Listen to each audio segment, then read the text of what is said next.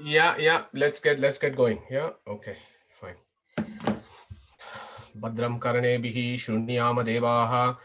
Badram pashyema akshabhi yajatraha sthirairangair tushtuamsastanubihi Vishema devahitai yadayuhu swastinah indro vridrashravaha swastinah pusha vishwavedaha swastinah tarksho arishtanemihi swastino bruhaspati dadatu यो अन्तः प्रविश्य मम watch इमां प्रक्षुप्तां सञ्जीवयति अखिलशक्तिधरस्वदाम्ना अन्यांश्च हस्तचरणश्रवणत्वगादीन् प्राणान् नमो भगवते पुरुषाय तुभ्यम् लसतु श्रीमदानन्दतीर्थेन्दुर्नो हृदम्बरे यद्वचश्चन्द्रिका स्वान्तसन्तापं विनिकृन्तति पदवाक्यप्रमाणज्ञान् प्रणम्य शिरसा गुरून् व्याकरिष्ये यथाभूतं विष्णुतत्त्वविनिर्णयम् देवं नारायणं नत्वा सर्वदोषविवर्जितं परिपूर्णं गुरुंश्चान् गीतार्थं वक्ष्यामि लेशतः. So good evening everyone. So this is our 12th in series on chapter 15, the quintessence of Vedic philosophy. I was just looking at our calendars. So we've been doing chapter 15 contemplation for 3 months, and we are heading towards the last two verses, which essentially tells us as to why do we need to study chapter 15 very, very carefully and in some detail, and try and apply this in our own daily lives. So this is the overall scheme of chapter 15. As you know, I've summarized this and we have done it 12 times now of what the various components of chapter 15 is. And we are coming to verse 19 and 20. So chapter 15, as you know, has got 20 verses. So now before we go into the verse 19 and 20, I just want to recap on verse 18. Now, we have dealt with the number 18 on so many occasions and on so many forums. I just want to impress upon you and remind you the genius of Veda Vyasa. Look at the verse 18. What does it say? Yasmat ksharam atito aham aksharad api cha uttamaha ato asmin loke vede cha pratitaha purushottamaha. So he says, look, I am higher than Lakshmi and I am far beyond all the Kshara Purushas, and I am called Purushottama. And we have done again so many times to equate Brahman equals Purusha, equals Vishnu, equals Krishna, and equals all other names that worship the Supreme. So this Purushottamaha is Vishnu himself. And when he finishes Purushottamaha, that is the completion of the verse 18. So look at, it's not a strange coincidence that I just want to remind you here. It is not a coincidence that Vedavyasa composes verse 18, and in verse 18 he says who Vishnu is and defines this Vishnu as Purushottama, or the highest being. Yeah, and when you look at the symbolism of this, I've circled each component of all of existence again for our reminder here. The 1 to 15 are all the derivatives of prakriti that binds us. 16 is the jivas. Who are all the jivas? Starting from Chaturmukha Brahma to all the bacteria and everything in the universe, that sentient beings which are subatomic, they all are called as jivas. And we have described how 17, the Shri Tattva in her Shri Bhu Durga forms, how she binds 16 to, that is the jivas, to the 15 kalas. So I just want to take you through those numbers. 1 to 15 is the Jada Prakriti. 16 is the Jiva or the soul. 17th is Chetana Prakriti. 18 is Brahman or Vishnu or Krishna or whatever you want to name this. And that 18 is what is described in the 18th verse of chapter 15. Prashna Upanishad, we have done this so many times. What are those 15 components? Shraddam, Kam, Vayur, Jyoti, Rapaha, Prutivi, Indriyam, Manaha, Annam, Annad, Viryam, Tapo, Mantraha, Karma, Loka, Lokeshu cha, Namacha. So these components have also been defined here. And again, this is important. And if you remember the very first class that we did, the very first session that we did on chapter 15, we looked at the symbology, the numerology, Sankhya, the philosophy of number 18. And I just want to remind you here, and this is an opportunity for us to think about all this as to how we started the very first session on chapter 15 and how we are concluding chapter 15 with the philosophy of 18. Jaya, Mahabharata is called Jaya. Why? Because if you look at Sanskrit alphabets, Ja and Ya, Jakara and Yakara equals 18. Mahabharata, 18 days of battlefield. Akshohini is 18. Gita, 18th chapter. And the 18th verse of chapter 15 celebrates this 18th entity in existence. There is nothing behind 18 in Vedic philosophy. 18 is the last number. Yeah. So this is an important concept in Vedic philosophy and Vedanta that I want you to just fix it in your mind, that 18, because the 16 is looking towards 18. That is the philosophy of Vedas. So now, having known about Purushottama, the question arises, what is the use of knowing this Purushottama? Yeah. What is the use of knowing the Supreme Being as the highest? What is it? What is it of any use for us? So verse 19 and 20 basically talks about this. So if you, let's make our pravesha directly into verse 19. So what does verse 19 says? Yo mam evam asammudo janati purushottamam sa sarvavid bhajati mam sarva bhavena bharata. So that is the padapata of chapter, the 19th verse. So let us pick some key words here. Asammudaha. So what does asammudaha means? Mudha, we know Mudha in both colloquial language that we use or also in Sanskrit. Mudha, moha, they're all similar stuff. Illusion, ignorance, wrong knowledge, everything comes in Mudha. Sammuda means samyak muda, sampurna muda, which means a complete ignorance, complete idiot. Complete ignorance is sammuda. Now you place a akara before that, it becomes opposite of that. Asammudaha. Asammudaha means somebody who is the opposite of a complete idiot, which means somebody who is a knowledgeable person, somebody who has complete knowledge. How do you get that complete knowledge? By the studies of Vedas, Upanishads, Gita, all the other sadagamas, the itihasas, Puranas, and everything else forms that body of literature that we use so that we gain the knowledge. And when we gain the knowledge, we become asammudaha. Yeah, so that word is important there. So when you become an asammudaha, when you become an intelligent person, how does that intelligent person contemplate the supreme? And Krishna says here, Yaha mamevam purushottamam janati. So when he has done all his studies, his conclusion and the decision that he arrives is this Purushottama is the highest. That is how he learns, he understands it or knows the philosophy.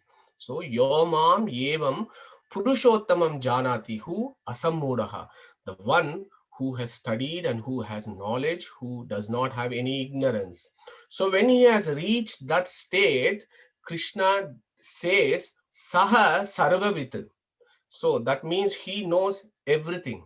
If he knows me, if he having studied 12 years of doing Gurukula, and if he has studied and he had learned everything Shastras properly, then he will understand that I am the highest person who is celebrated in the Vedas. And if he understands that way, I will actually define that person as Sarvavit. Sarvavit means he knows everything. That is the highest knowledge, and he knows that. If he knows that, that is the highest. So he defines that person as Saha Sarvavit. Yeah. So that Sarvavit means not just man, it also means women. So in the Vedic times, you used to have rishis and rishikas. And I've just put a pictorially, I've represented that.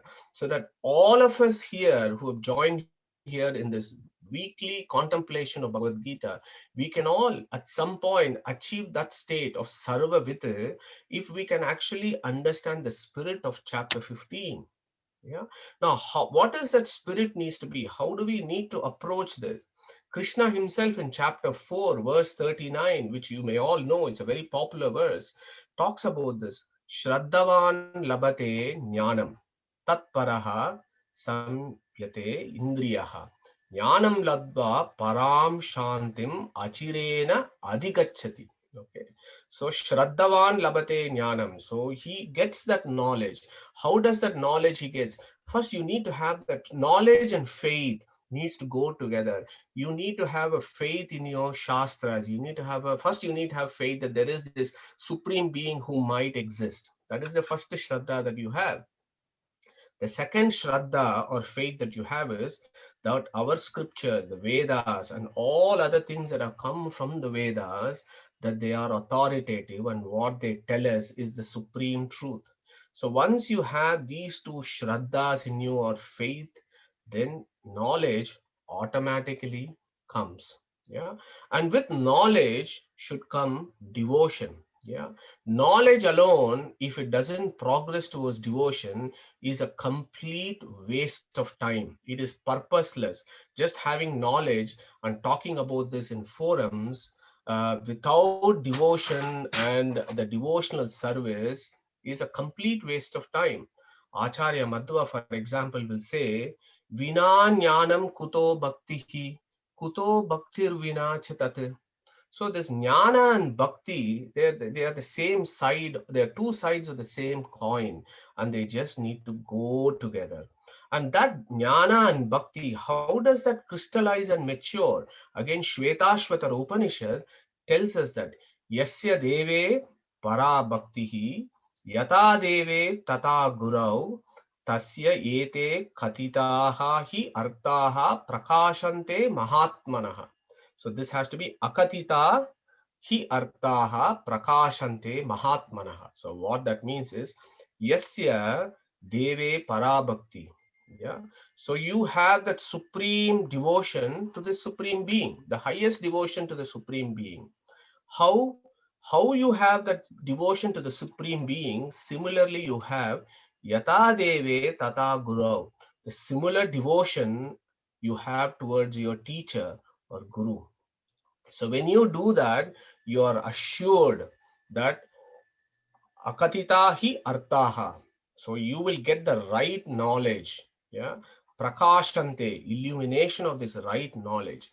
So that person who approaches the scriptural studies, who approaches chapter 15 with this in mind, that yata deve tata gurau, he actually gets prakashante. Prakasha means light. Light means what? Knowledge. Such persons, Svetashvatara Upanishad actually celebrates such persons as Mahatmanaha. They are Mahatmanahas. Yeah. So when Krishna says Asammudaha yaha mameva purushottamam janati, we need to start reminding ourselves as to what the other portions of the Gita is saying, what are the Upanishads saying. So when you have that, then Krishna says, Mam sarva bhavena bhajati. Yeah. So when he knows me as the Purushottama, as the highest being, it is only at that point that that person actually worships me in full spirit, in all aspects, in all dimensions, in all angles. He is actually worshipping me. He is the true bhakta. Who is that true bhakta? Who knows how big I am, how great I am? Not that I am going to become him, but he is different, I am different. He is the highest, I am the lowest. That kind of relationship and looking at that supreme in awe and wonder and respect. Yeah. So that is what Krishna is telling us, that he who knows me as Purushottama, Mam Sarvabhavena Bharata Bhajati. He worships me in all dimensions.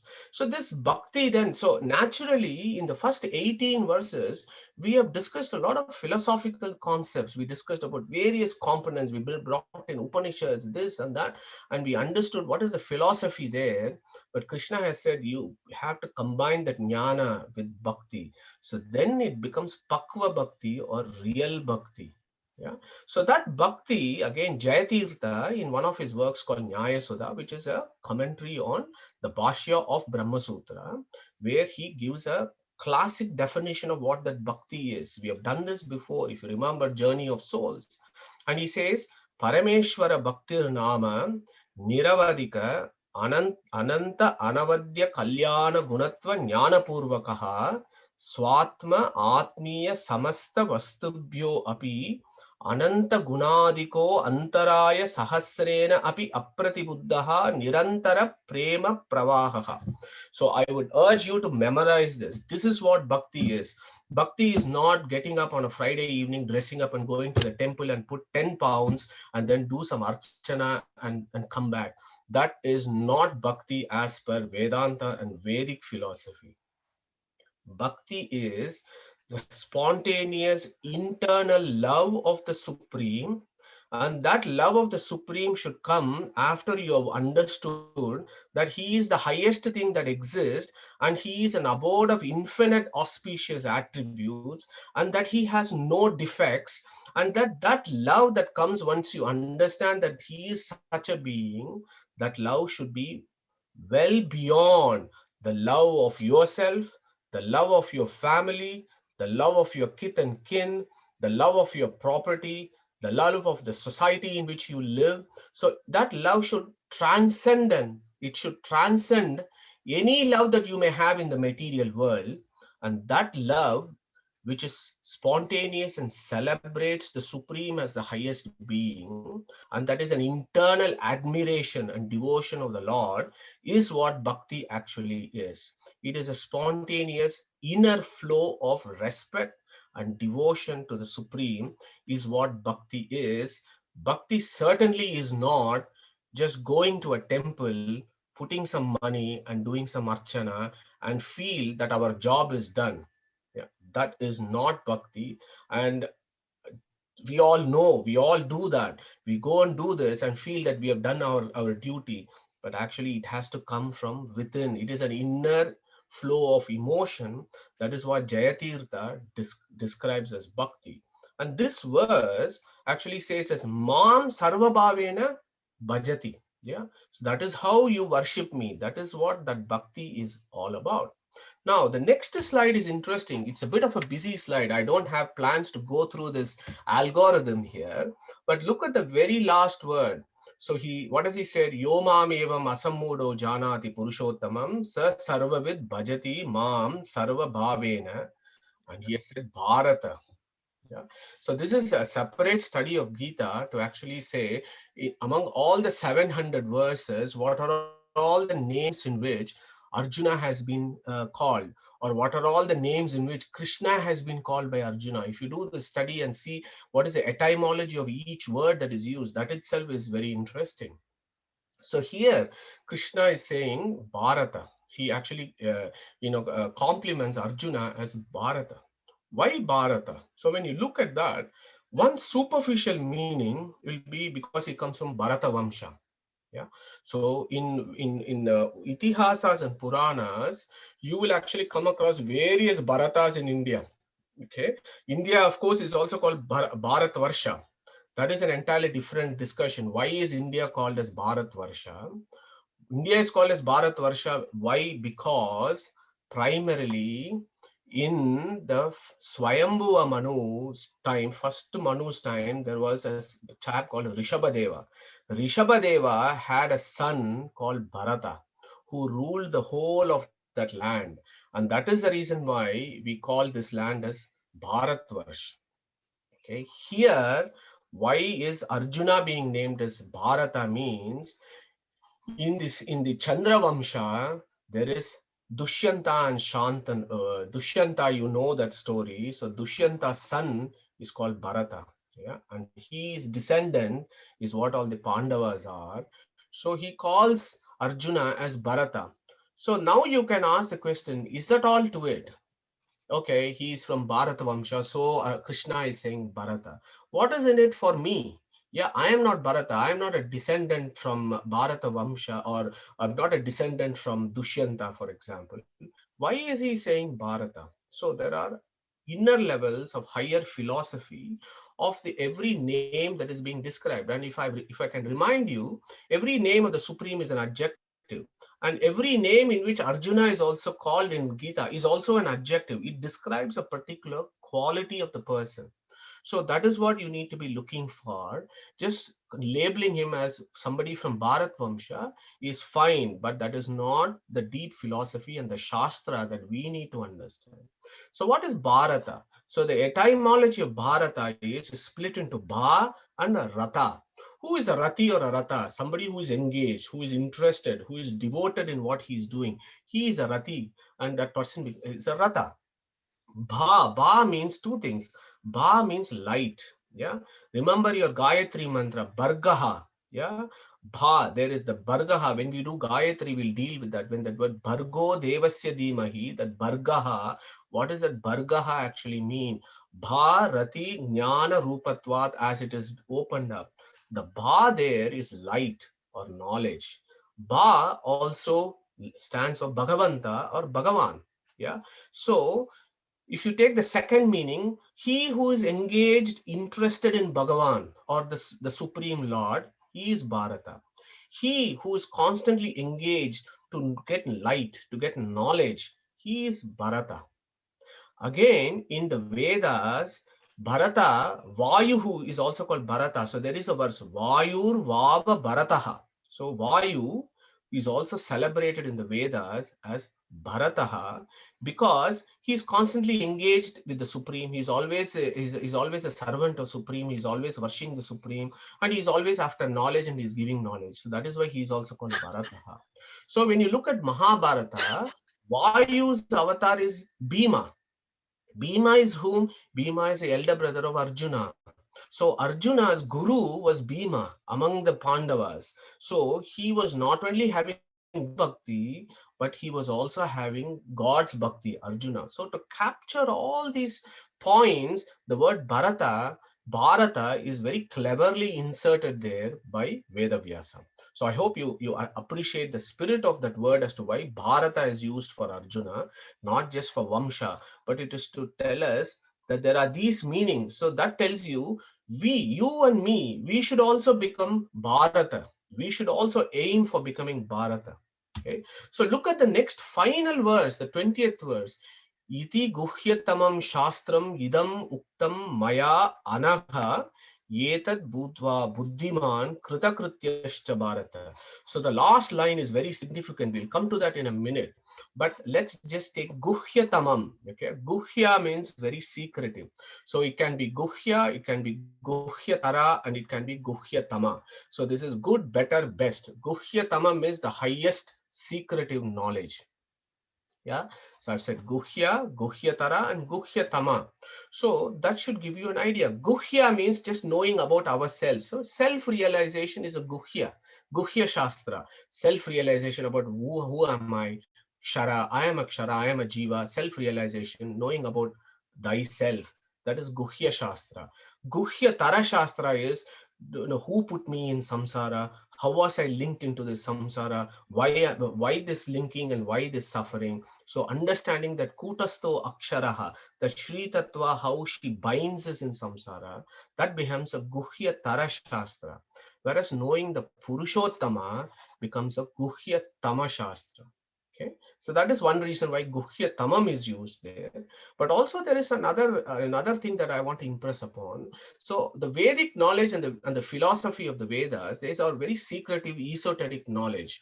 Unless we have a guru shishya learning, many of the subtleties of Vedic philosophy will never be conveyed through an English translation in a book, for example. So it becomes a very secretive knowledge. This Vedic knowledge is not up for sales. Hindus do not go to villages of some country and preach something, bribe some people, offer them food and convert. Yeah. This is not Hindu philosophy. Hindu philosophy is about knowledge, about higher knowledge, and to convey that higher knowledge. That higher knowledge is available only to those who have the aptitude to receive that higher knowledge. Certainly, this is not out for sale. This is not out for sale in a shopping mall, or it is not out for sale in a party of drunkards. Yeah. So that is very clear from our Shastras. So because we have always considered sacred philosophical knowledge as sacred and at the same time secret, so that it just doesn't get perverted and polluted down the generations. So that is why Krishna talks about Guhyatama. Vedavyasa in Brahma Sutra also makes a point. Anavish Kuruvan Anvayat. Exactly the same what I've told you. Don't sell your philosophy on the road. This is only for those who have the aptitude to listen and learn. Yeah. Idam Maya Uktam Anaha. So that sacred and secret knowledge, Maya Uktam, I am telling it to you. And now he says, Arjuna, he compliments him as Anaha. He says, you are Anaha. You are another name for you is Anaha. So Agha means it is sin, all the blemishes. Anaha means somebody who is sinless, who is pure, whose mind is pure. So Krishna actually compliments Arjuna that you are a pure satvika jiva, and I am giving you this secret knowledge and sacred knowledge to you. Yeah. So etat buddhva. So etat means this secret knowledge. Buddhva means you know. So paroksha jnana. So the what that I want to just spend a minute there. So what is that? So when I open Bhagavad Gita book and I read, or when I open the Upanishads and I read, or when I open the Sutra and I read, I'm using my sense organs and I'm reading and I'm getting some knowledge. That knowledge gets processed through my brain and it goes to my intellect and it goes into my memory. And there is a connection of neurons that are there, and that whatever I've learned is stored there. So that stored memory, sometimes we recollect and we say this is the knowledge that we have. Yeah. So this knowledge that we get from the scriptures is called paroksha jnana or indirect knowledge. Yeah. This is still theoretical. This is still what the scriptures say. It is not something that we as jivas have actually experienced it. Yeah.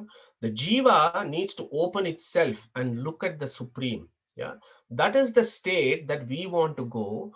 And Krishna immediately says, Yetat Bhutva Buddhiman. So when he says Buddhiman, look at it, Bhutva is there and Buddhiman is there. There are two different words that gives you two different concepts. So Buddhiman means the one who is an aparoksha jnani.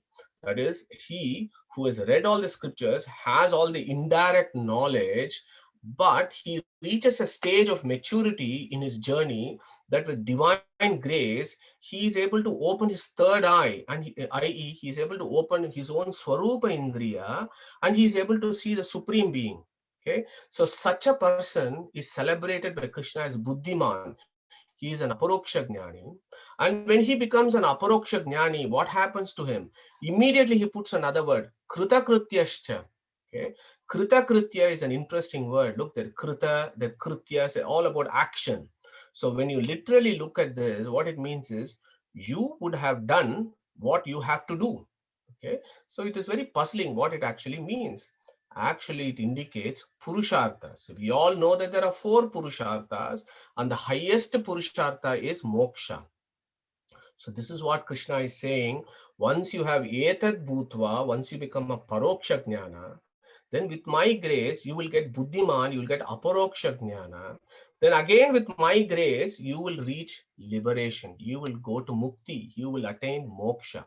So that is the meaning of kritakrityascha. It's an important word in Vedanta. Kritakrityascha means he who has attained moksha. Again, see, Krishna is saying Bharata. So in this verse, he has complimented Arjuna with two names, Anaha and Bharata. In the previous verse, we have understood what Bharata actually means. So essentially, what the chapter 20 is telling is, through Arjuna, it is the chapter Krishna is telling, look, chaps, you guys who are here every Sunday doing this contemplation of chapter 15th, I want you guys to actually become a Bharata. I want you guys to actually become an Anaga. Yeah. So now you see the natural progression of the chapters. In the chapter 16th, What is Krishna talking about? He's talking about Asuri Sampat and Devi Sampat. So he says, he gives a list of things. What qualities are required to become Bharata? What qualities are required to become an Anaga? Is all listed and described in chapter 16. So that is a natural progression of how Gita progresses. So I would urge you to pick up chapter 16 and now approach chapter 16 with where Krishna left in the very last verse of chapter 15. Then it will all make sense as to why Veda Vyasa is talking about Asuri Sampat and Devi Sampat in chapter 16. Okay, so now to kind of summarize today's session about the last two verses, we did the last 5 verses we have done so far, and we said this last 5 verses essentially summarizes the philosophy of Vedanta. And I said this famous verse called Prameya Navamalika from Vyasatirtha of Krishna Devaraya Empire, who was the head priest of Krishna Devaraya. He said, Srimad Madhvamate Hari Parataraha Satyam Jagat Tattvato Bedaha Jivaganaha Hare Anucharaha Nichocha Bhavam Gataha Muktihi Neijasuka Anubhutihi Amala Bhaktishta Tatsadanam Shakshadi Tritayam Pramanam Akila Amnayaika Vedyo Harihi. This is the 9 tenets that actually summarizes the whole of philosophy. And this whole of philosophy summarized in the last 5 verses. We have done the rest in the previous week. So here we got a few things that we have to do. Yeah, Sarva Bhavena Bharata. So when you say Sarva Bhavena Bharata, you worship means the 7th tenet. Amala Bhaktishta Tatsadanam. Amala Bhakti means pure devotion. Yeah, that is the only way to achieve the supreme. Yeah, that is number 7 should come to our mind. And then Akila Amnayaika Vedyo Harihi, as we said, Yomam Evam Asammudo Janati Purushottamam Sa Sarvavid. Yeah. So he who knows me through the Vedas that I am the highest being, he becomes the Sarvavid. So again, he captures the 9th tenet in the last 2 verses as well. So my very last slide, I think, for chapter 15 is, so what is the road to liberation? Yeah. What is the road to liberation? The first thing is we should become adhikaris. We should become qualified students. That is our first stop. If we don't become qualified students, if we do not know the guide map, we can never reach our destination. So we should become a qualified student or the adhikari. What is the Vishaya there? The Vishaya there is to know about the Supreme Being, the Purushottama. Who is he? What is he? What is the nature of the universe? Why did he create? Why are we here? All those things becomes the Vishaya or the subject matter. What is the Priyojana? When you know him, you become devoted to him and you practice bhakti. And with his grace, at some point, your ignorance and your entanglement with samsara will be removed. So that is the Priyojana. So that is the Krita Kritya. You become a mukti. You attained mukti. You become a liberated soul. So when Adhikari, Vishaya, and Prayojana all make sense, and there is a relationship between all these three, that is called Sambandha. So when you have all these 4, then it becomes what is called Anubandha Chatushtaya, which means the logical 4. If these 4 are there, then only a philosophical journey is purposeful and makes sense. So we become an adhikari first, and then we understand that there is this 18 and that we are the 16. Look at this figure here. I keep coming back to this. We are 16. We are so low. 18 is so high. He who thinks somehow 16 is going to become 18, good luck to them. But the whole of the rest of the world, always all Abrahamic religions, all theistic religions, including theistic Vedanta, believes that there is a supreme being and that we are his servants, and our duty and role here is to reach him, to go to his abode, not to become him, but to reach his abode, is very clear when you look at chapter 15 in its entirety and the last 5 verses in particular, because we spoke about Kshara, we spoke about Akshara, and we spoke about Purushottama. Nowhere in these 5 verses, Krishna has said Kshara, Akshara, and Purushottama are one and the same. That is categorically what Vedavyasa or Krishna has said, that these three entities are different, but they all have an ontological relationship with the Supreme. Okay? This exactly is what Jayatirtha again summarizes in one of his works.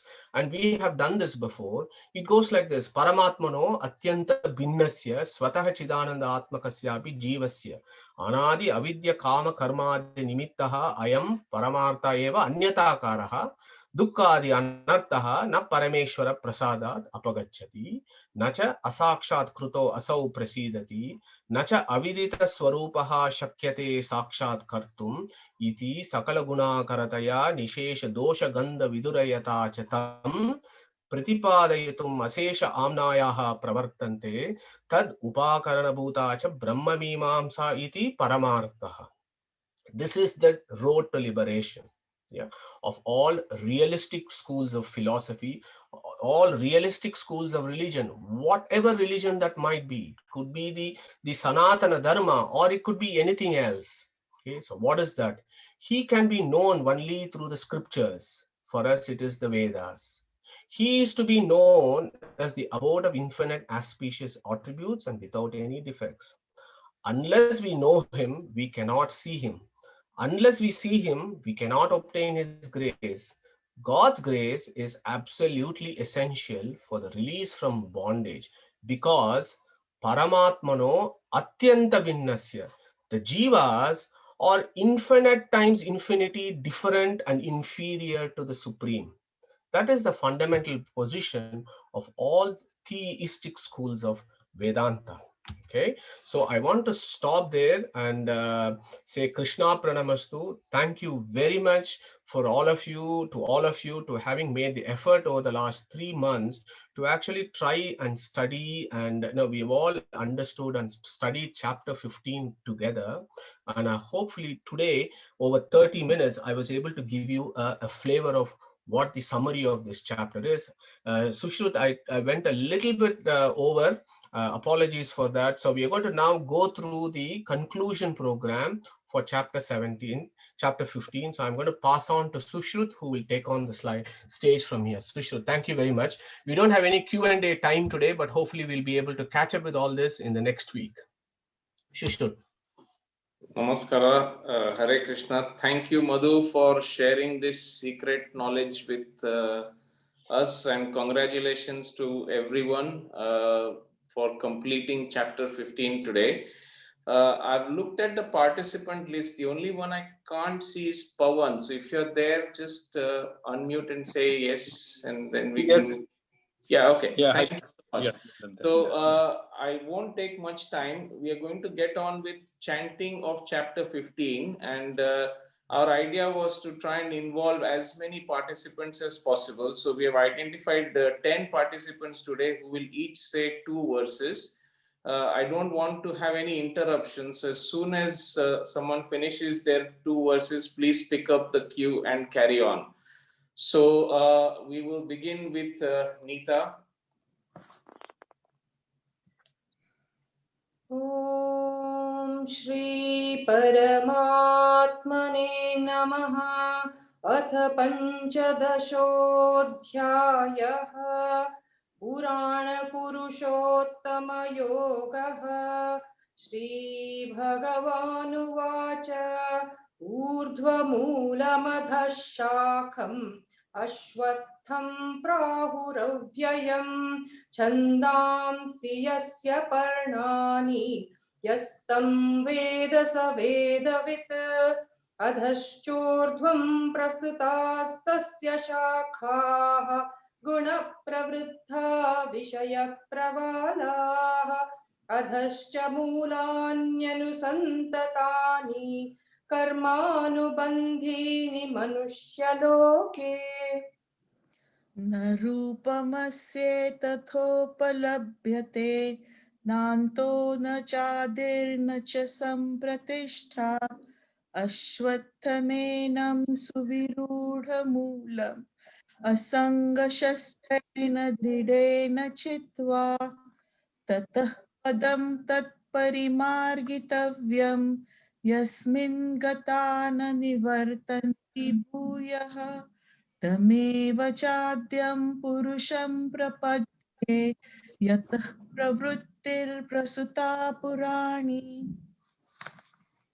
निर्माणमोहाजितसङ्गदोषा अध्यात्मनित्या विनिवृत्तकामा द्वन्द्वैर्विमुक्ता सुखदुःखसंजे गच्छन्त्यमूढा पदमव्ययं तत् न तद्भासयते सूर्यः न शशाङ्को न पावकः यद्गत्वा न निवर्तन्ते तद्धाम परमं मम।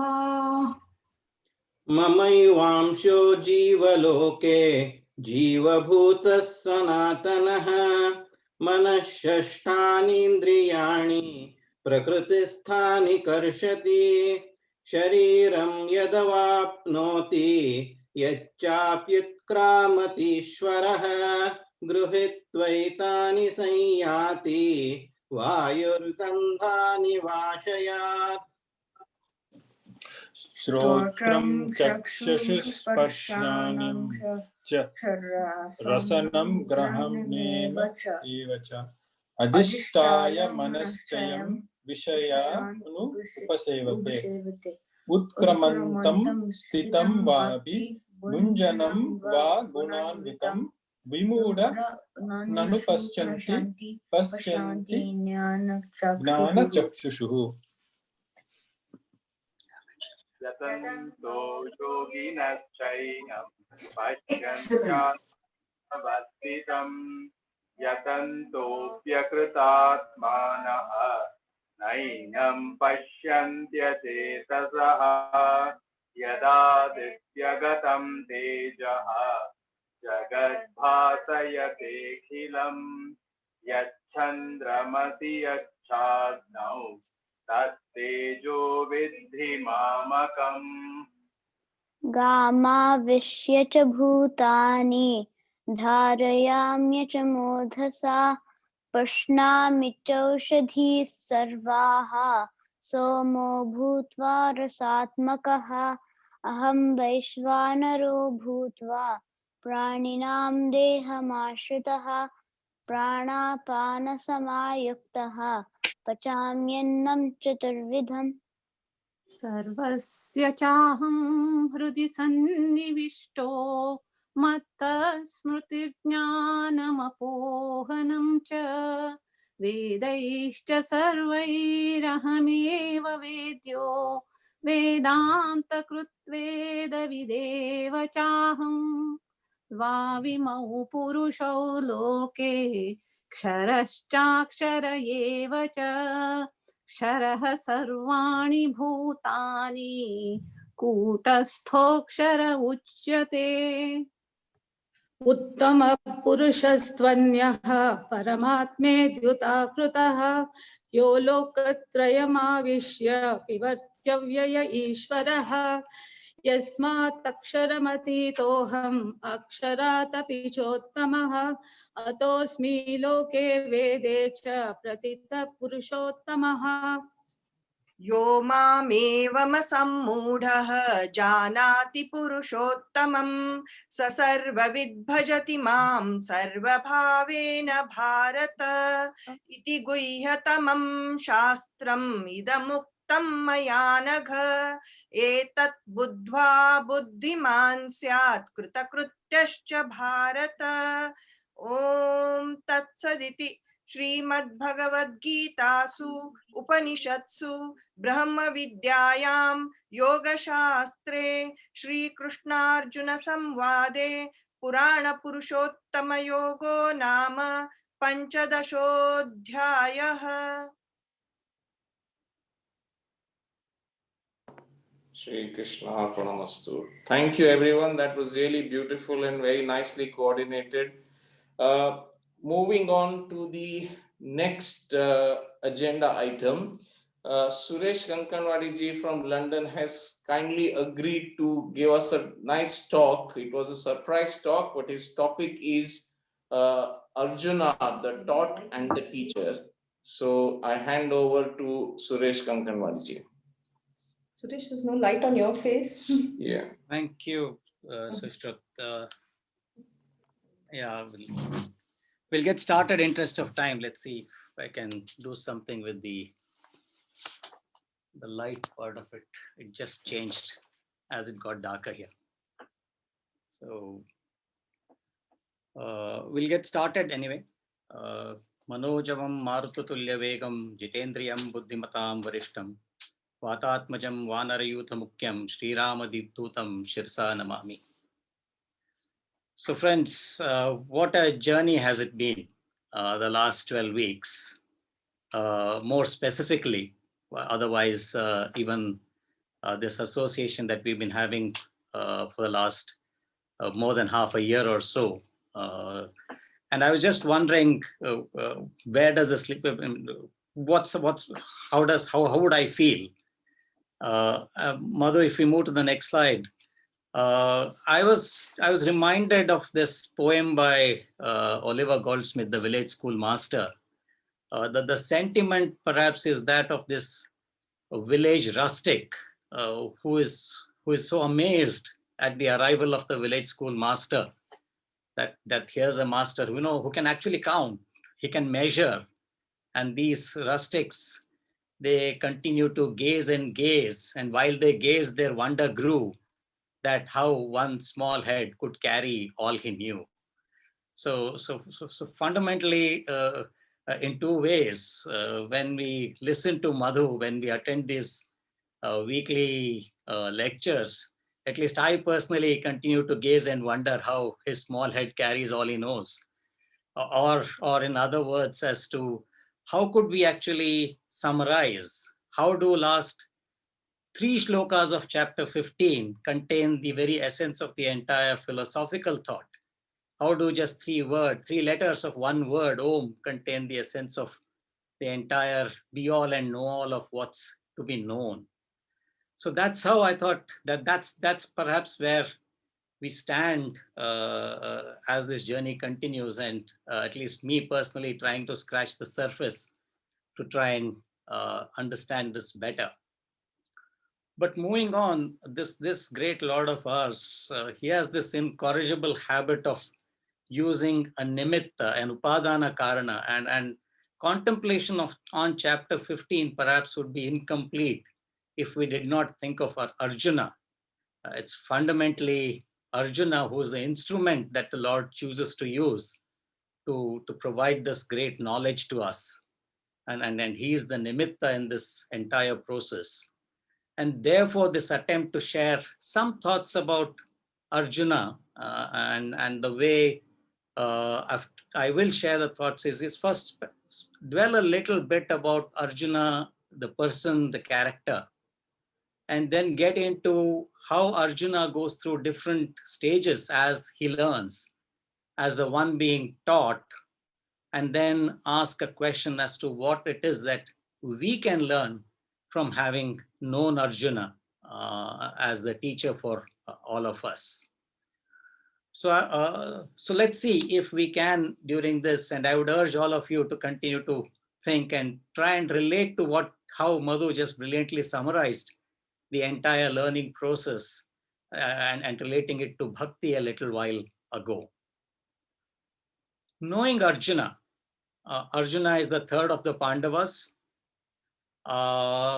He is aged around 70 at the time of the Mahabharata war and around 6 months younger to Krishna. And it's important to keep this relationship in mind, that practically there's no age difference between Arjuna and Krishna. They are sahapati, so to say. And Arjuna is, in his, while growing up, undergoes training in religion, science, administration, military arts with Bhishma along with his other brethren, then gets into the tutelage of Drona, and we know the rest of that. He is well traveled, and he fundamentally manages the portfolio of foreign affairs and finance in modern day terminology for Yudhishthira. He is the one who goes across, conquers kingdom, makes sure that the state's finances are managed. So that's in brief the role that Arjuna plays. And if we now try to see what Arjuna as a character in Mahabharata does, of the 7 central characters in Mahabharata, which represent the 18 human values, the Guna Visheshanas, we have studied, we are familiarized, we have been familiarized with the 10 that Bhima actually represents. When Professor Mukund shared the Dashaprameti with us, but Arjuna in this context represents 3 of such values, which are Shravana, Manana, and Nididhyasana. And Madhu is never tired of reminding us of this famous conversation between Yajnavalkya and Maitreyi in Brihadaranyaka Upanishad, when he says, Atma va are drashtavya, shrotravya, mantavyo, nididhyasitavyo, Maitreyi. So basically, the process of learning, the process of listening, the art of imbibing, the art of contemplating, the art of practice, the art of meditation to perfection. And Arjuna is a classical example of it. He actually is a Gudakesha. He captures sleep to be able to learn and to perfect his art. Arjuna also is the Mula avatar of Indra himself. He has the Amsha of Nara, and when we talk of Nara Narayana, it is Arjuna who has the Amsha of Nara, and within him he has the Avesha of Mukhya Prana and Vishnu, and Indra in his avatar and plays the role of Vali in Ramayana. As Madhu said, names of Arjuna too, like Krishna, are not just the names that are to be called. They actually represent certain characteristics of Arjuna. And what better way than to study, to learn about this character than just trying to understand what the names mean. But there are tons of names that Arjuna is referred to. So I found this interesting context in Virata Parva, in the Goharana Parva, where the Pandavas are in exile. They are in their Ajñatavasa, and which is coming to an end. And Kichaka is killed. And that arises suspicion in the Kaurava front. And Duryodhana, wanting to uncover the Pandavas, sets up a plan and sends Susharma to go and capture the cows from King Virata. So seeing the Susharma's army there, Virata with his entire army goes to defend. And at the same time, Karna and others actually attack from a different direction. Now the entire responsibility of defense falls on Prince Uttara, and he has to go to the battlefield. And it so happens that it has to be his dance teacher, Bruhanala, who has to be his charioteer.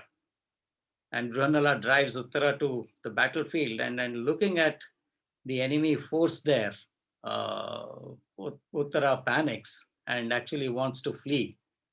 And Bruhanala has to convince Prince Uttara to stay fight, and has to reveal that he is Arjuna himself.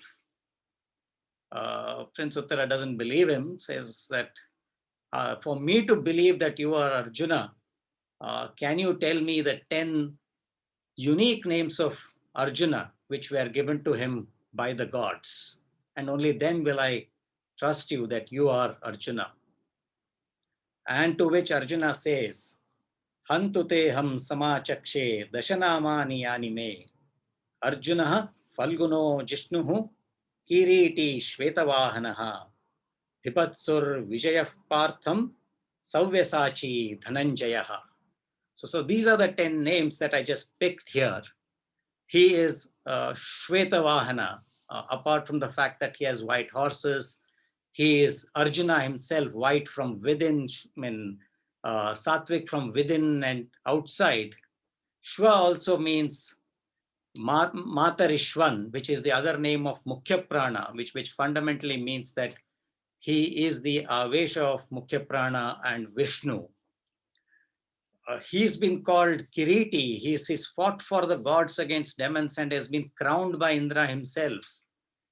He is Vijaya. He is ever victorious. He is Dhananjaya. He is the conqueror of wealth. He is Jishnu. He is ever victorious with his enemies.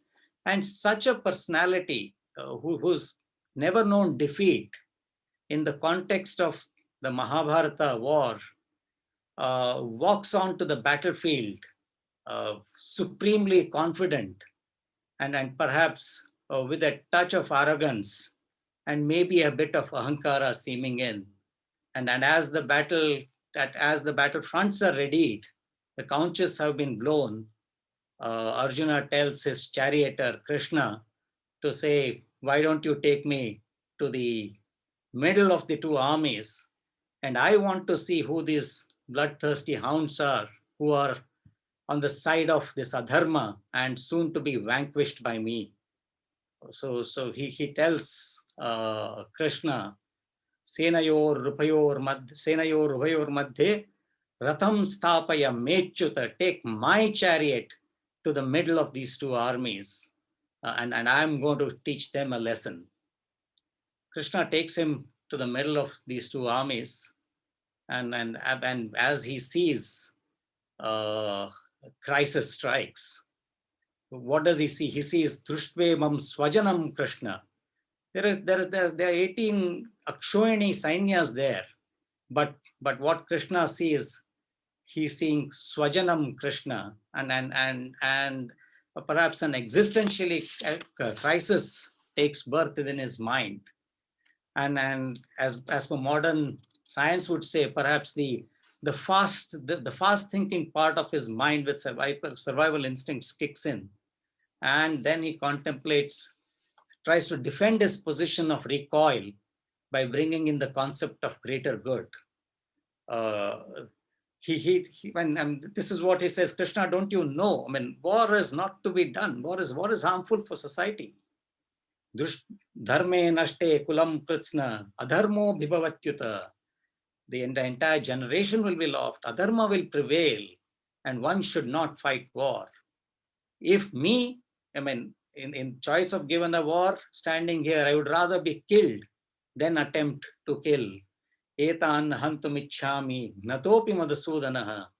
See, that's the right time I have realized this. If not, aho batam hat papam kartum vyavasita vayam. What a great sinful deed would I have committed.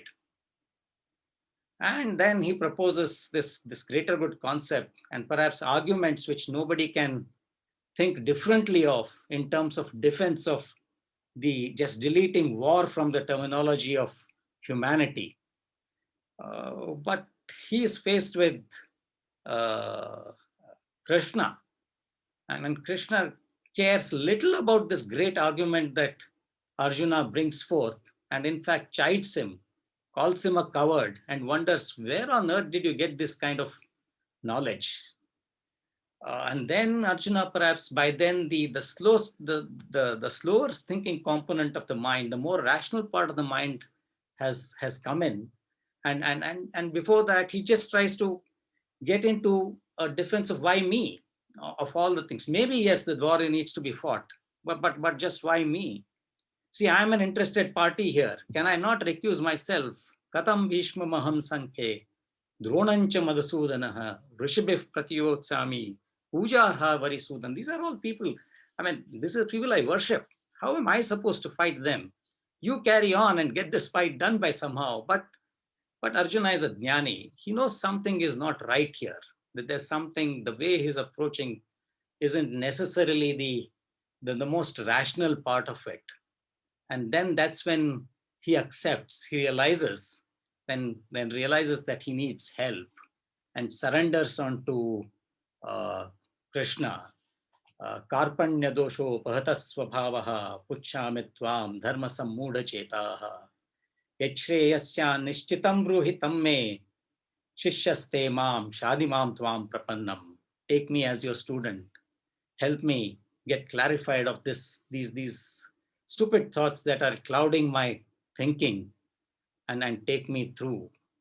And then commences the great knowledge sharing, the learning session at the feet of Lord Krishna, which then transcends perhaps into respect, into bhakti, wherein Arjuna ultimately says, Sakheti matva prasabam yaduktam, He Krishna, He Yadava, He Sakheti, Ajanata mahimanam tavedam, Maya pramadat pranayena vapi, Yachavaha sartam asatkritosi, Viharashaya sanabhojaneshu, Eko tavapyachyutatat samaksham, Takshamayetva mahamaprameyam. Hey, you, someone that I have, actually played around with, fooled around with, had my arms around perhaps in different stages. Just now that I know your greatness, just please, just excuse me and pardon me for all of this. And then gets into the consolidation of the knowledge that's been imparted upon him as further Bhagavad Gita proceeds and ends, and Krishna and Arjuna being action ready again, but a much more refined version of Arjuna, where he says, Nashto moha smrutir labdha tat prasadan mayachyuta stitosmi gatasandehaha karishye vachanam tava. I will fight. I will stand by dharma, and I will fulfill my duty. So I just thought, just by the verses of Arjuna as they evolve, as a student, as a one being taught as to how Arjuna evolved. And now if we flip the question and say, what is it that we can learn from studying Arjuna? And if we treat Arjuna as the teacher, the question perhaps is ill-framed. A much better question would be, you know what, actually it depends on what is it that we want to learn. There's so much that Arjuna's character has to teach. Just reflecting the way the Indian Vedic literature perhaps has evolved is that philosophy and psychology did not necessarily evolve as two independent streams. They were much more integrative, meaning to say that if we may want to choose to learn pure philosophical concepts by studying Arjuna or psychology, or you know what, give it all up. Arjuna here is an epitome of pragmatism, practicality. I mean, just studying his character. He's an economist, and the very foundational elements of economics and the value of money is something that he very brilliantly articulates, as one goes through some of the things that evolve in Mahabharata. Or if we just want to know what should be the ideal relationship between, say, a teacher and a taught, a bhakta and the Supreme Lord, maybe we have answers plentiful by studying Arjuna. Or do we want to know about the deep philosophical concepts? And maybe there is enough to learn from studying Arjuna's character. And as an example, the very concept of total dependence is so brilliantly illustrated in the context during the last days of Krishna's avatara, when Krishna actually instructs Arjuna that Dwarka is to be submerged. Why don't you lead all the people from Dwarka to a safer place? Arjuna is leading them all out, and Arjuna is attacked by some ordinary dacoits on the way. And know what? Arjuna simply cannot defend them against these simple dacoits. And as he comes back and narrates this, and this is what he says, Tadvai dhanastu ishavassarato hayaste soham rati nrupatayo yata anamanti sarvam kshanina tadabhu dasavidishariktam bhasmat hutam kuhakarat dvamivupta mushyam. You know what? I had the same Ratha, I had the same Gandiva, I had the same arrows. I am the same Arjuna, just the name of whom would have made the greatest of the great kings surrender. But the only difference is that Krishna's is not with me. And what does that mean? It means that it's equivalent to sowing seeds in a desert or making offerings into ash. It fundamentally means nothing. Just that absence of one element, Krishna, absolutely means nothing at all. We are totally dependent on Krishna. So that's the very concept of total dependence gets so brilliantly illustrated. Making it more practical, perhaps, just the art of asking the right questions. And if we ask the right questions, perhaps we elicit much more than what we anticipate, and that conversation becomes a transformative journey. Krishna himself says that in chapter 4, when he says, Tadvidyah pranipatena pariprashnena sevayaha upadekshanti te jnanam jnaninas tadvidarshinaha. When you get the right teacher, simply don't give up. Ask questions.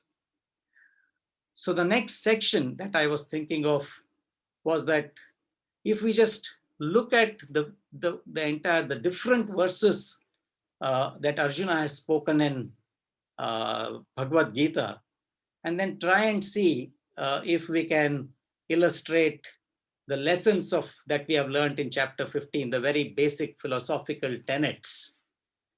So the way I was thinking we should do is that if we move to the next slide, Madhu, I've created a verse index in the way I have understood, and of course, which is very infantile, and I would fundamentally admit to that, and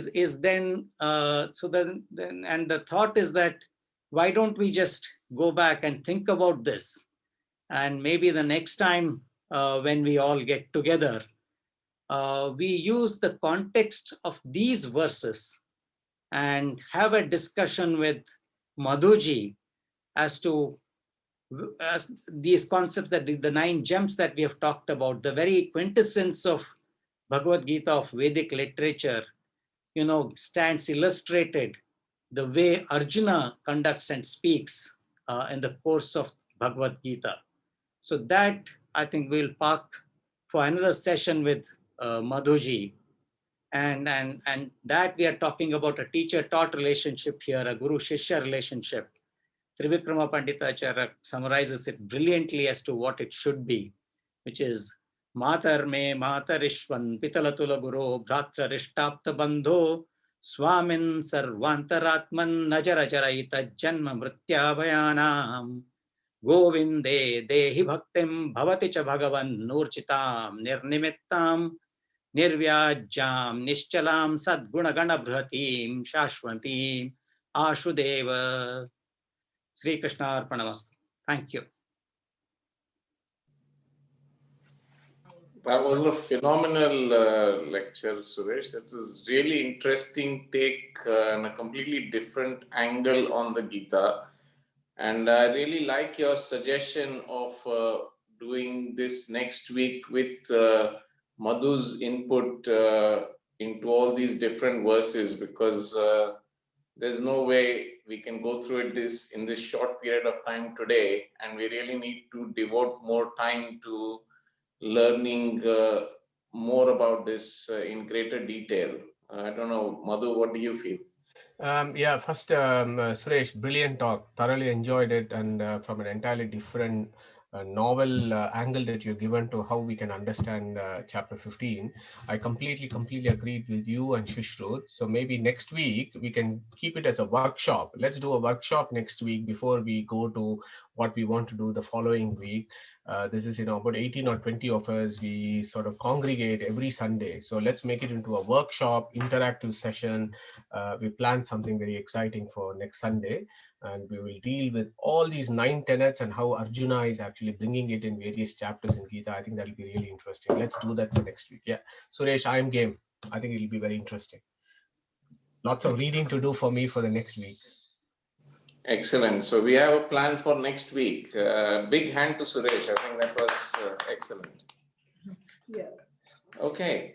So let's take it to a different angle, a slightly lighter mood, moving on to the quiz. And I'm really thankful to Ajit and Radhika ji for taking on the quiz. So I hand over to the Stoke team.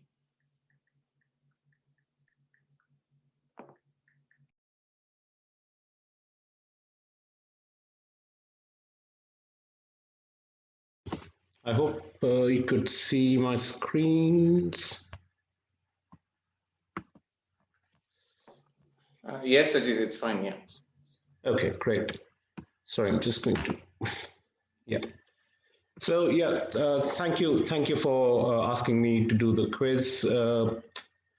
Usually it's the teacher who sets the questions for the students. So we've turned it around this time and it's with the students who are doing it. So understandably, we all will try and have easy questions in here so that we all get the answers. So there are no trick questions here, and Madhu is the final say on this. So if there are any debates on any of the answers, I leave it up to Madhu to sort it out. So, so the first one is, this is just like an icebreaker to try and get us thinking about it. And also it just gives us time to work out our schedules. So we'll just go through this question. When did we embark on this journey to learn about chapter 15, and what was special about that day? So I'll give you 30 seconds. So this will be the music playing now.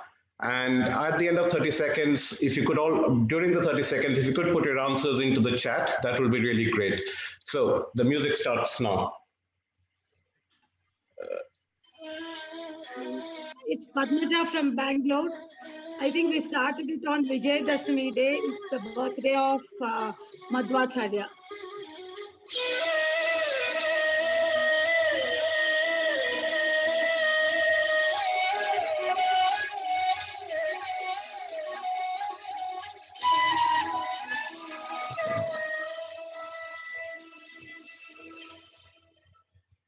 Thank you. Yeah. So thank you, Padmaja. Yeah, that was absolutely true. But do you remember the date?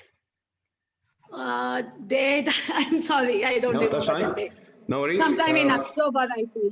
Yeah, sometime absolutely. in October. Absolutely. It's the 25th of October. And for us in the UK, it was the day when we had our clocks set back. So that was another thing for us. So yeah, wonderful. So I think, yeah, I mean, I'm happy to do it either way around. So if people want to shout out the answers or put it into the chat, I mean, chat might just mean more people might be able to put the answers in. So either way around. So we go to the next question. So yeah, okay. So this is what we've been trying to learn over the last 3 months. So it's a fill in the blanks, a straightforward one. So with what should one cut down this tree? Sorry, just hiding my, if I just, yeah, so with dash should one cut off this tree with the weapon of dash. Now, you could either put in the English or the Sanskrit, and if you just let us know what it is, and the time starts now.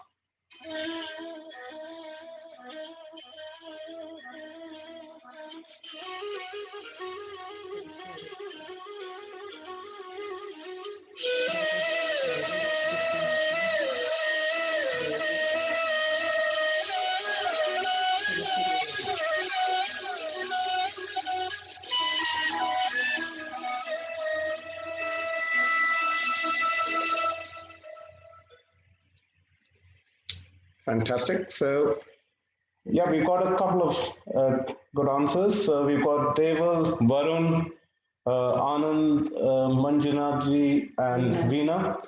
So, yep, the right answer is that it's with determination that one should cut off this tree or the Dridena, and the weapon is detachment or Asanga Sastrena. Okay, So go to the next question. So we've talked a lot about this tree at the start of the talk. So what are the leaves called in Sanskrit? And in which shloka of chapter 15 is there a reference to the leaves? So the time starts now.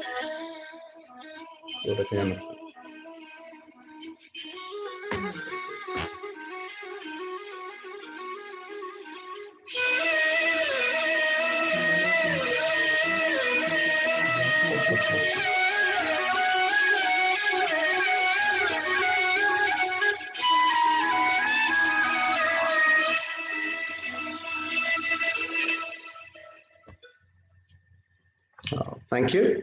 So, yeah, so we've got a lot of people coming in saying, yeah, it is Parnani. So we've got Madhu's mom, we've got Veena-ji and Varun, who's rightly said it's Shloka 1.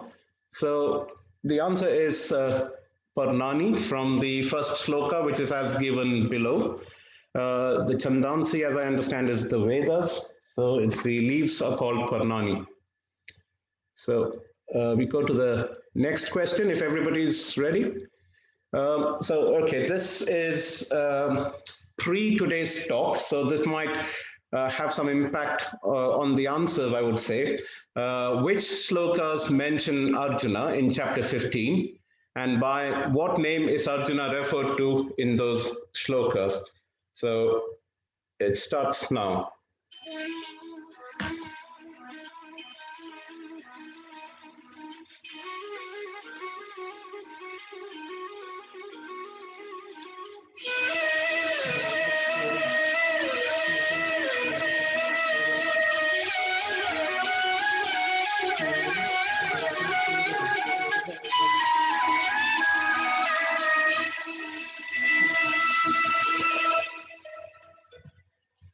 Fantastic. So thank you. So a lot of people getting the right answers, most of them getting partial answers. So we've got Shushrut and Mohan who have put in the right answers. So it's shlokas 19 and 20. So as I understood, it was Bharata, who the son of Bharata, as he's referred to in both those shlokas. But Madhu, I take on board what you said today. I still checked up the as it is Bhagavad Gita, it talks about Anagha as being sinless. So I presume it still is a name for Arjuna. But I would probably leave it as Bharata at the moment, if that's fine. So we go on to the next one, which is an interesting one. So there are some shlokas where you have a reference made to the moon in chapter 15. And there are two synonyms used for the moon. So if people could think of what are those synonyms and which shlokas that they make the reference to. So your time starts now.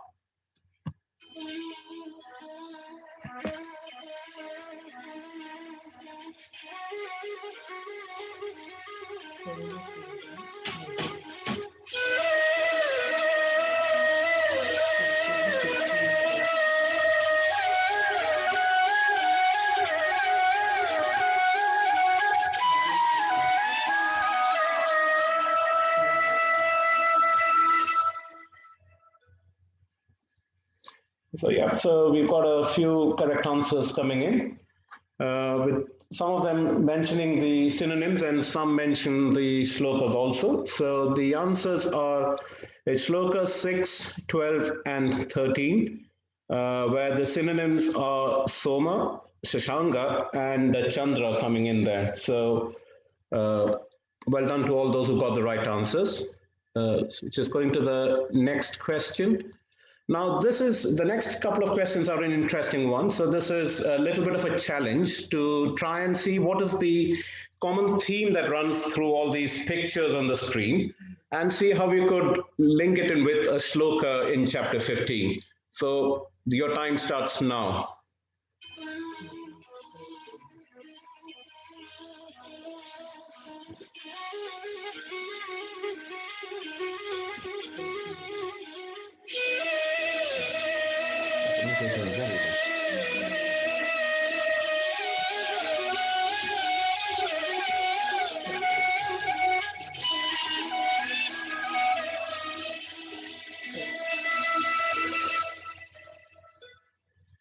So yeah, fantastic. So again, it's Madhu, Sujit, Kanganawadi, Mohan, Sushrut, who all got the right answers.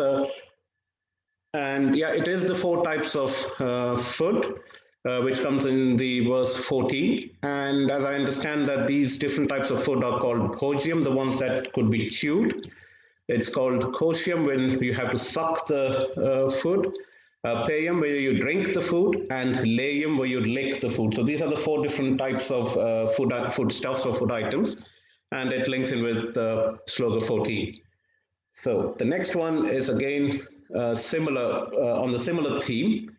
So this is Madhu has talked about this in his lecture quite well previously. So these 2 pictures have a link, and they link in with a particular shloka.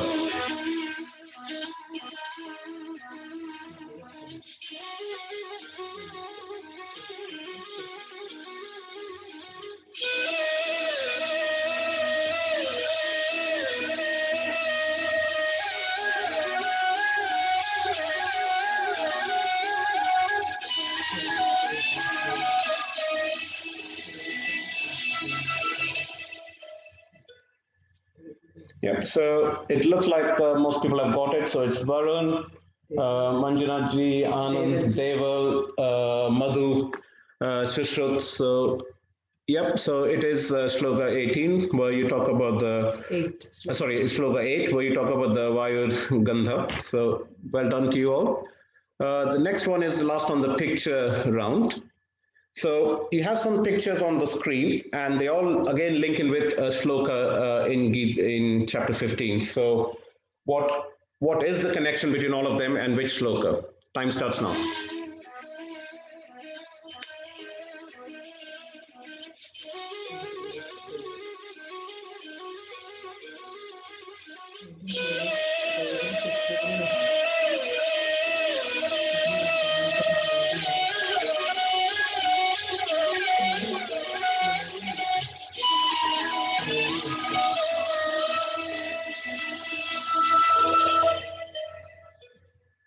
Yeah, so well done all. So I think most people have got the answers to this. So yeah, so Deval, Madhu, Varun, Sushrut, Mohan.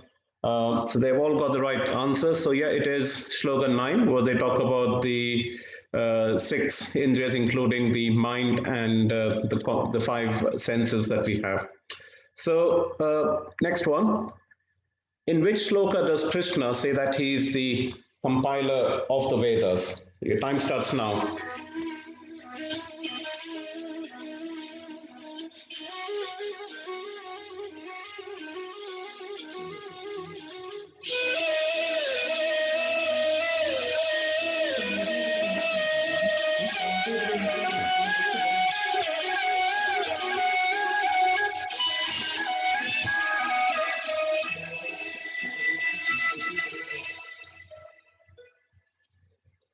Yep, so so all those who answered, so it's Deval, Sushrut, Madhu, Veena, Manjunathji and Anand. Yeah, it is the 15th shloka where he says he's the Vedanta Krit, so he's the compiler of the Vedas. That's really good. So next couple are the audio rounds. So in this shloka, as you can see, I'll play the music and just let me know if you're able to hear the music. Oh, the shloka chanting, sorry.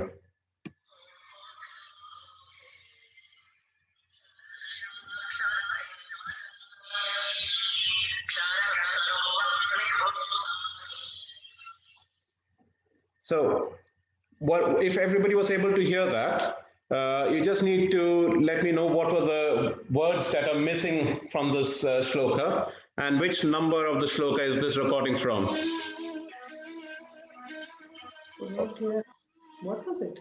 Sorry, you couldn't hear it. I'll play it again. Sorry. Hey, Madhu has already answered. Is that?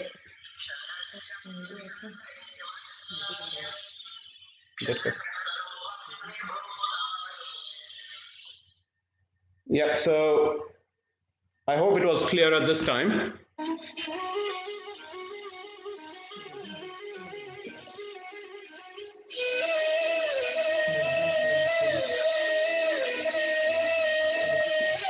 Yeah, Madhu's answer is partially correct. There are two words.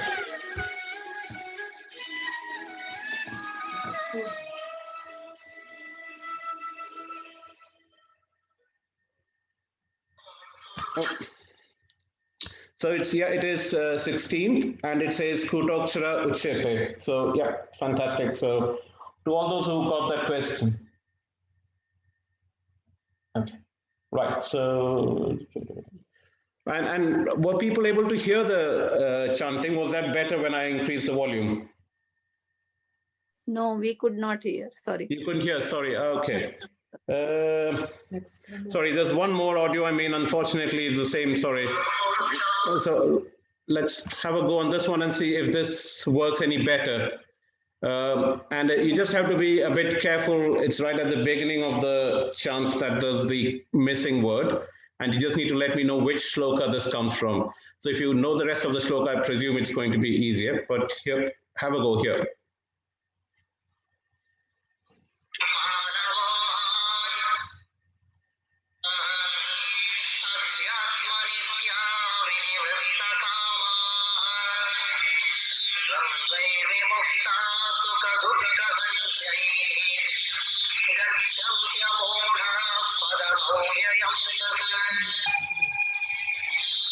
So I hope you were able to, yeah, okay. Yeah, yeah, it is, I mean, it's after Nirmana Moha, so yeah. Right, so I will just, sorry, I was trying to get, it's Jita Sangha Dosha. I'm sorry, I think it wasn't playing well to you, so the missing word there was Jita Sangha Dosha from the Shloka 5. So yeah, well done, Shruti, you got the answer there. And that's me done. So Krishna Pranamastu. So thank you for all for joining and for your active participation. Thank you very much. And Shruti, back to you. Thank you very much, Ajit and Radhika ji. We really enjoyed that. Great fun. I'm sure everyone else had a great time doing this as well. Very nice. So we now move on to some singing, and we have heard Harish chant and his son also chant, but he's now going to sing a bhajan as well, a different aspect. So over to you, Harish. All right, thank you, Sushrut. Actually, Varun is here. You in the camera, you won't be able to see, but my daughter Preeti is also going to support me. Oh, excellent. All right, excellent. मन एक बार हरि बोल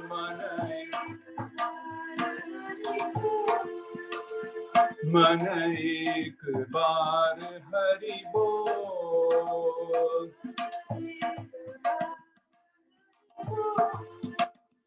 हरि हरि बोल हरि बोल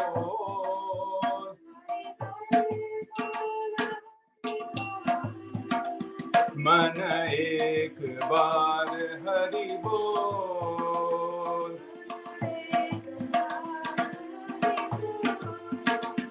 हरि पिता हरि माता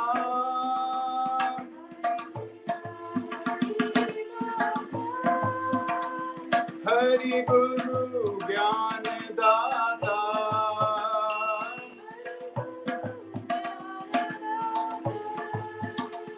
चिदानंद रूप हरि पतित पावन मन एक बार हरि बोल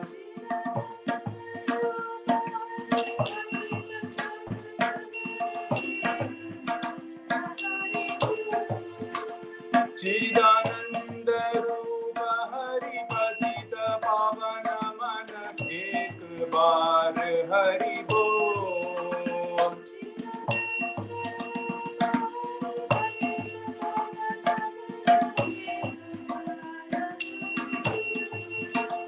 मन एक बार हरि बोल मन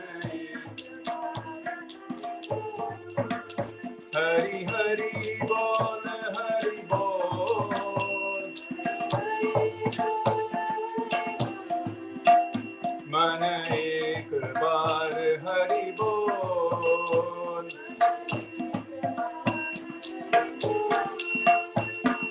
पिता हरि माता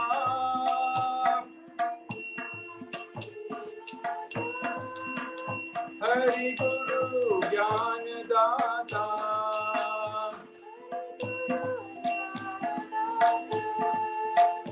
चिदानंद रूप हरि पतित पावन मन एक बार हरि बोल।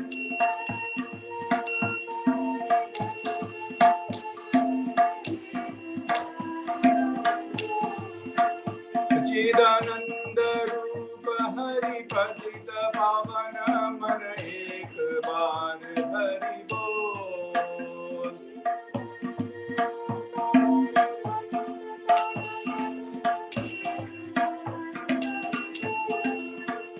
मन एक बार हरि बोल। Krishna. That's very nice, Harish, and really talented family. Well done, Varun and Preeti. Excellent. Moving on from Hindustani to Carnatic singing and over to Jamuna. She's also going to sing a song now. To Thank you, Madhusudan.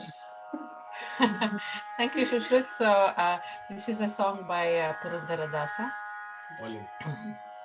Yadavani ba Yadukula Nandana Yadavani ba Yadukula Nandana Madhava Madhusudana Baro Yadavani ba Yadukula Nandana Madhava Madhusudana Baro Sodara Mavana Madurali Malugida Sodara Mavana Madurali Malugida Yashode Kanda Nibaro Yadavani ba Yadukula Nandana Madhava Madhusudana Baro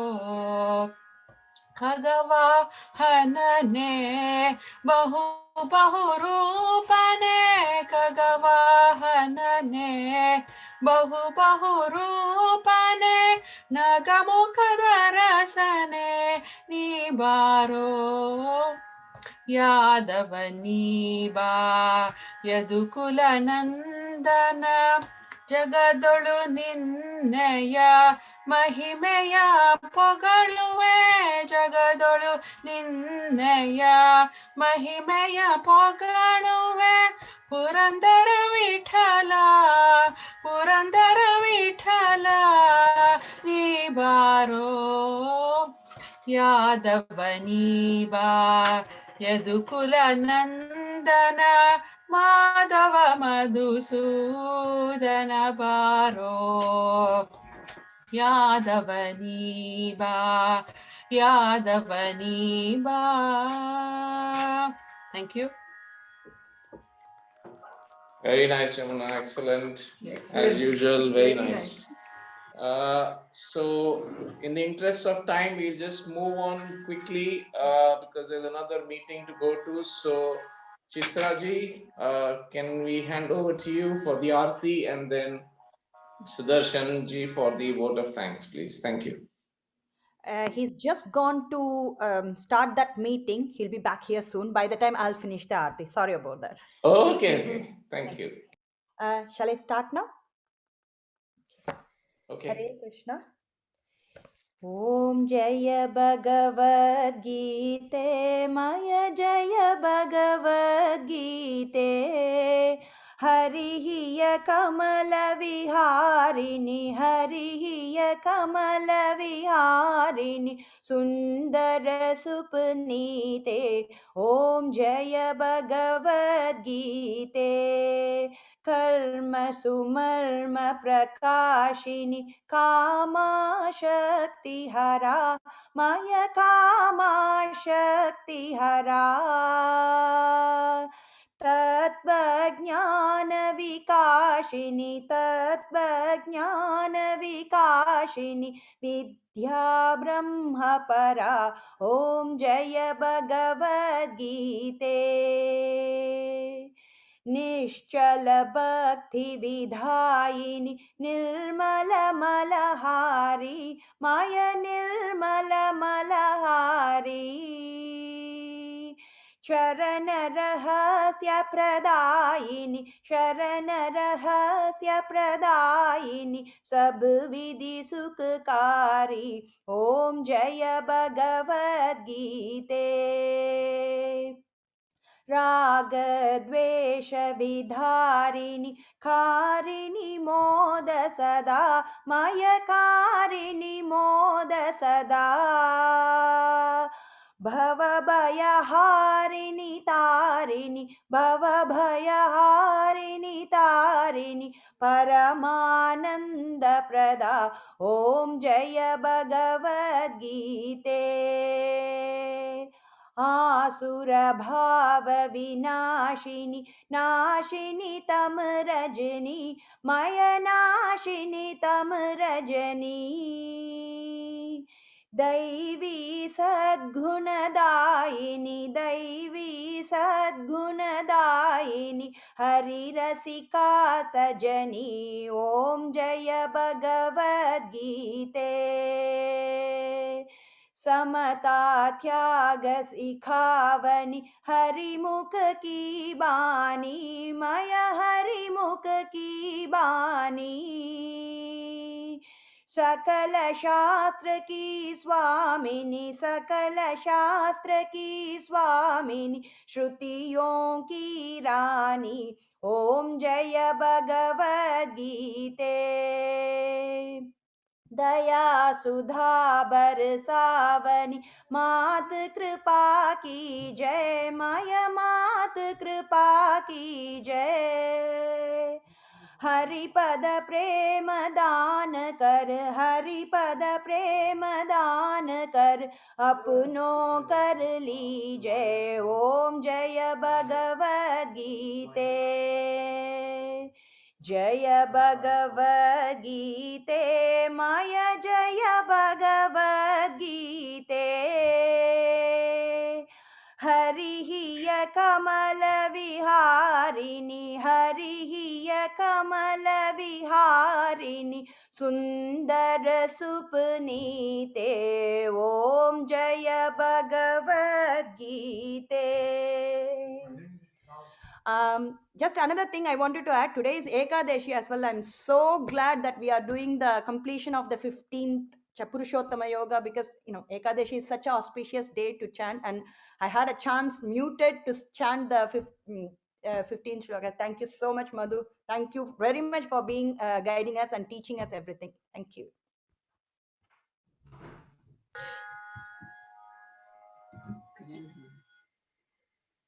Shushruth, do you want to do the vote of thanks? I think Sudarshan is engaged in the other meeting, I think. Okay. I think he's here now. Is he? Just starting, I think the speaker is there as well. So, Okay. he was just hoping that it will finish on time. So Don't sorry about worry, Sita. That's fine. Okay. Sorry. No, that's fine. Okay, so I'll take it upon me to do the vote of thanks. So firstly, thanks to Madhusudan ji for being our teacher and guide through chapter 15 and sharing his knowledge with us.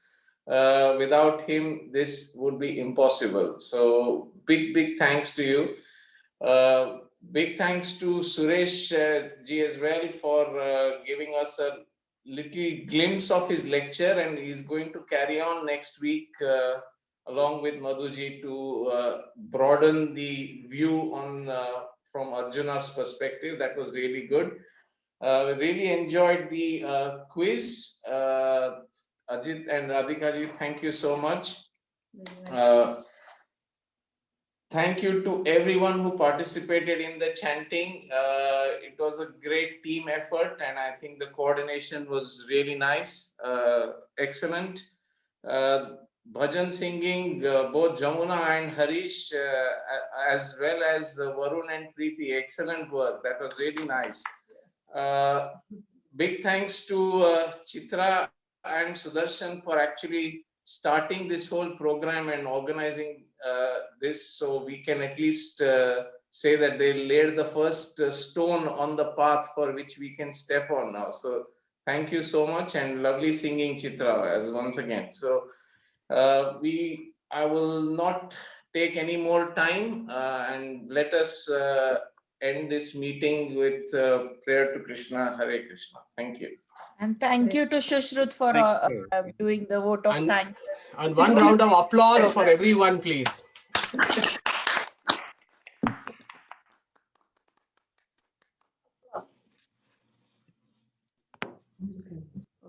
Yeah.